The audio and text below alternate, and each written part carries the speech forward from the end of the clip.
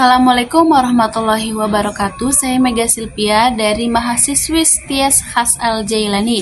Saya semester 5 dengan nomor NIM 22301018. Di sini saya akan menjelaskan apa itu KSPPS BMT.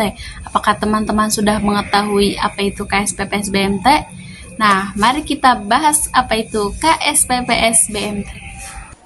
Oke, langsung saja. Di sini ada 8 poin tentang KSPPS BMT. Yang pertama, pengertian KSPPS BMT. Yang kedua, tujuan utama KSPPS BMT. Yang ketiga, dasar hukum KSPPS BMT. Yang keempat, struktur organisasi KSPPS BMT. Yang kelima, produk. Yang keenam, rapat anggota tahunan. Yang ketujuh, pembagian sisa hasil usaha. Dan yang kedelapan, cara mendirikan KSPPS BMT. Yang pertama yaitu pengertian KSPPS BMT. KSPPS BMT adalah Koperasi Simpan Pinjam dan Pembiayaan Syariah yang disingkat KSPPS.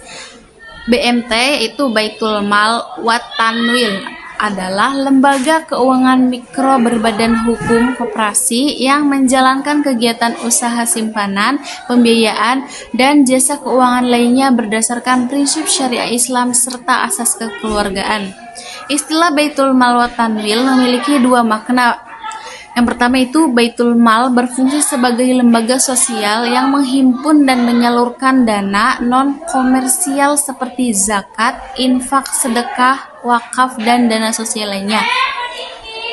Baitul Mal wa Tanwil berfungsi sebagai lembaga usaha yang menghimpun dana dari anggota dan menyalurkan dalam bentuk pembiayaan produktif dan konsumtif yang halal. KSPPS BMT hadir sebagai solusi keuangan syariah bagi masyarakat kecil dan menengah, khususnya yang belum terjangkau layanan perbankan syariah. Yang kedua yaitu tujuan utama KSPPS BMT. Tujuan utama pendirian dan operasional KSPPS BMT mencakup aspek ekonomi, sosial, dan keagamaan. Di sini ada beberapa poin. Poin yang pertama yaitu meningkatkan kesejahteraan anggota dan masyarakat melalui sistem keuangan yang adil dan berbasis bagi hasil. Poin yang kedua yaitu memberdayakan usaha mikro, kecil, dan menengah atau UMKM dengan menyediakan pembiayaan modal usaha yang mudah diakses dan sesuai prinsip syariah. Poin yang ketiga yaitu menciptakan sistem keuangan yang bebas riba, gharar atau ketidakjelasan, dan maisir yaitu spekulasi.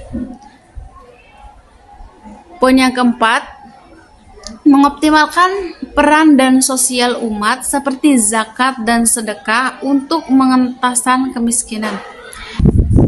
Yang ketiga yaitu dasar hukum KSPPS BMT. Dasar hukum KSPPS BMT adalah aturan yang menjadi pedoman agar kegiatan koperasi berjalan secara legal dan sesuai syariah. KSPPS BMT berpedoman pada Undang-Undang Perkoperasian yang mengatur pendirian dan pengelolaan koperasi, Peraturan Menteri Koperasi dan UKM yang secara khusus mengatur KSPPS, serta Fatwa Dewan Syariah Nasional yang mengatur jenis akad dan transaksi syariah.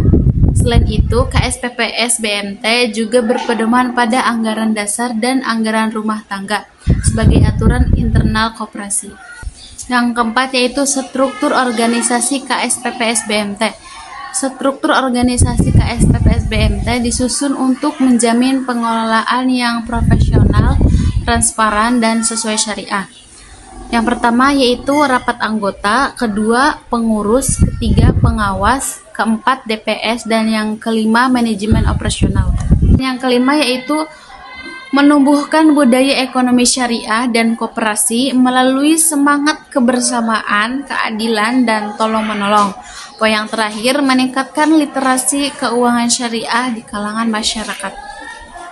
Yang keenam yaitu rapat anggota tahunan.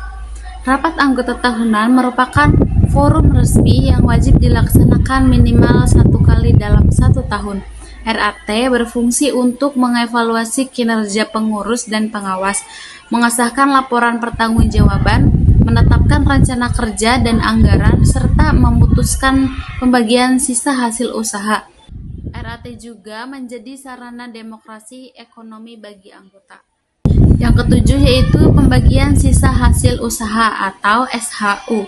Sisa hasil usaha adalah pendapatan koperasi yang diperoleh dalam 1 tahun setelah dikurangi biaya operasional, penyusutan, dan kewajiban lainnya. SHU dibagikan kepada anggota secara adil dan profesional berdasarkan partisipasi anggota seperti jumlah simpanan dan volume transaksi pembiayaan sesuai dengan keputusan RAT dan ketentuan dalam ART.